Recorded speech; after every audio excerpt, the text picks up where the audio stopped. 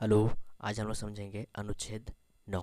अनुच्छेद 9 कहता है विदेशी राज्य की नागरिकता स्वेच्छा से अर्जित करने वाले व्यक्तियों का नागरिक न होना।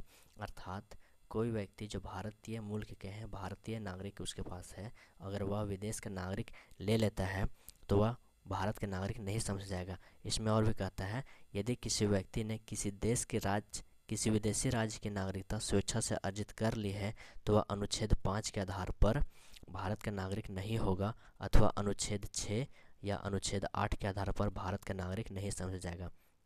अर्थात कोई व्यक्ति जो भारतीय नागरिक किसी व्यक्ति के पास है, अगर वह स्वेच्छा से विदेशी नागरिक ले लेता है तो वह भारत का नागरिक नहीं समझा जाएगा, क्योंकि भारत में एकल नागरिकता का प्रावधान है।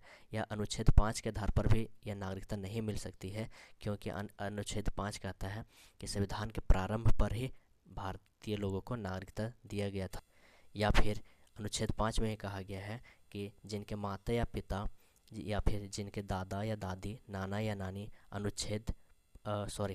जिनके दादा या दादी, नाना या नानी संविधान प्रारंभ पर ही भारतीय मुल्क के हैं तो उन्हें भारत की नागरिकता समझा जाएगा। अनुच्छेद 6 कहता है कि पाकिस्तान से भारत को प्रयोजन करने के आधार पर भारत की जो नागरिकता है उसके आधार पर भी नागरिकता नहीं दिया जाएगा।